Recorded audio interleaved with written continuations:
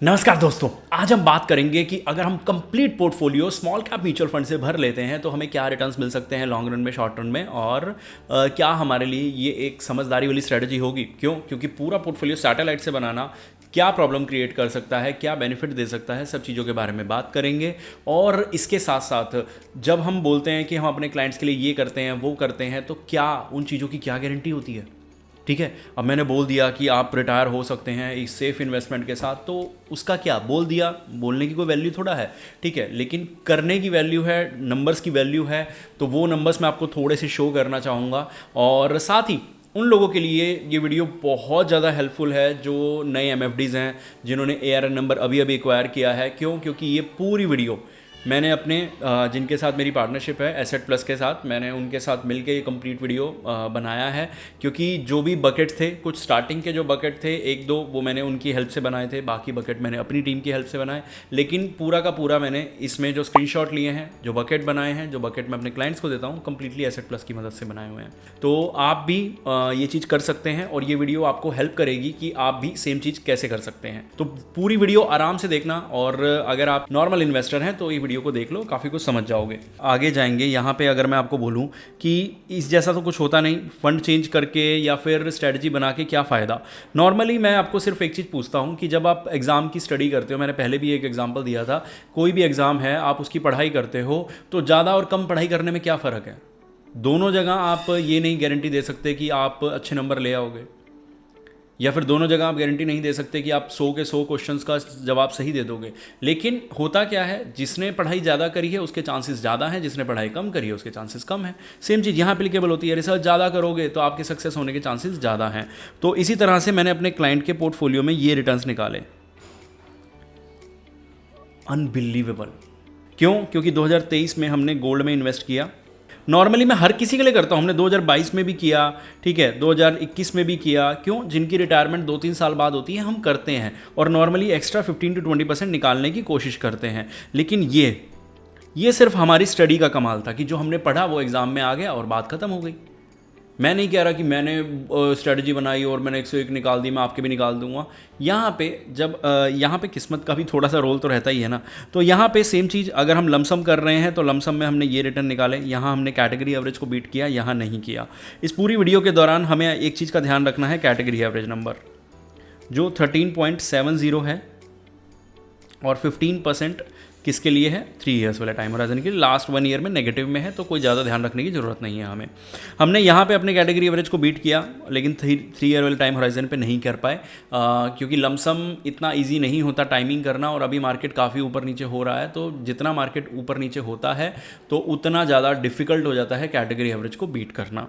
अब एक चीज़ दिखाता हूँ यहाँ पर, मैं फिर से वही बहुत बोलूँगा कि जब हम अलग अलग स्ट्रैटेजीज़ को अपनाते हैं तो लास्ट 1 साल में कुछ क्लाइंट्स का रिटर्न 12% के आसपास है, कैटेगरी एवरेज -1 पॉइंट समथिंग है।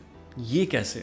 अब आप कहोगे यार इनके पास तो सब कुछ अच्छा है। ऐसा नहीं है, मैं आगे नेगेटिव चीज़ें भी दिखाऊंगा आपको, लेकिन ये सिर्फ और सिर्फ शायद 18% क्लाइंट है। बाकी 82 का क्या हाल है? बाकी क्लाइंट्स का ये हाल है कि लमसम जो सिर्फ कर रहे हैं 0.38 है, जिन्होंने, और एग्रेसिव 2 पोर्टफोलियो की बात करूँ तो ये 2% नेगेटिव है। बेशक यहाँ पे कैटेगरी एवरेज बीट कर रहे हों या कुछ भी है, लेकिन कोई फ़ायदा नहीं है। हमने स्मॉल कैप बकेट में क्या डाला, टाटा स्मॉल कैप डाला, axis small cap, Nippon India small cap, quant small cap, बंधन स्मॉल कैप, और रिजल्ट क्या निकले। मेन मुद्दे पे ये आते हैं कि लास्ट 1 ईयर में इसने कैटेगरी एवरेज को बीट करा। कैटेगरी एवरेज -1.25 गिरा हुआ है, ये उससे कम गिरा है। लेकिन 3 ईयर वाले टाइम होराइजन पे इसने कैटेगरी एवरेज को बीट नहीं किया, 5 ईयर वाले पे भी नहीं किया। क्योंकि जब स्मॉल कैप बहुत ज़्यादा नीचे जाता है तो प्रॉब्लम क्रिएट होती है। अब ये वाला पोर्टफोलियो है हमारे पास फिलहाल मिशन 1 CR 25 क्लाइंट्स के लिए, और है 5 क्लाइंट्स को हम ऑलरेडी ये पोर्टफोलियो दे चुके हैं। इस पोर्टफोलियो का अभी तक का परफॉर्मेंस, क्योंकि हमने स्टार्टिंग में सिर्फ टेस्टिंग के लिए रखा था इसको, का अभी तक का परफॉर्मेंस लास्ट 1 ईयर में 2% रिटर्न है और 3 ईयर्स में 17.20 है। तो रीसेंट पोर्टफोलियो रीसेंट में रिटर्न ज़्यादा देते हैं, इसलिए 3 ईयर वाले टाइम होराइजन पे ये ऑलमोस्ट सेकेंड नंबर पे है। फर्स्ट नंबर पे ये वाला पोर्टफोलियो है। ये पोर्टफोलियो तो कितने भी क्लाइंट्स ले सकते हैं, क्योंकि इसके बहुत कॉम्बिनेशन बन सकते हैं और इस तरह के रिटर्न्स निकाले जा सकते हैं इस तरह की मार्केट में।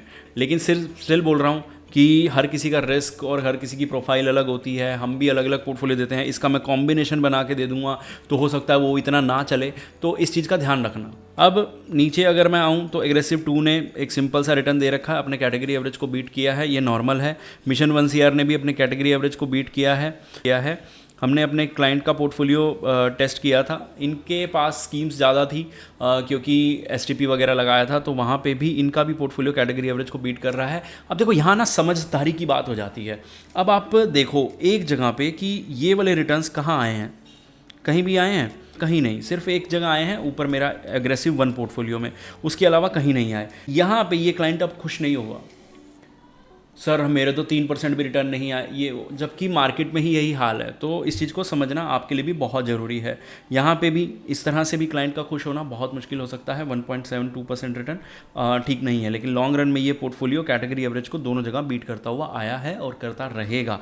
लॉन्ग रन की बात करेंगे, इस क्लाइंट को थोड़ा सा टाइम कम हुआ है, तो ऑब्वियस सी बात है। इस तरह के क्लाइंट, मैंने ये वीडियो इसलिए बनाया क्योंकि इस तरह के क्लाइंट होते हैं जो अपनी SIP को कैंसिल कराने के लिए वो हो जाते हैं कि हमें कैंसिल करानी है। तो यहाँ पे ये चीज़ समझिए कि अभी ये रिटर्न्स आप बाकी कैटेगरी एवरेज से बहुत ऊपर रिटर्न जनरेट कर रहे हो।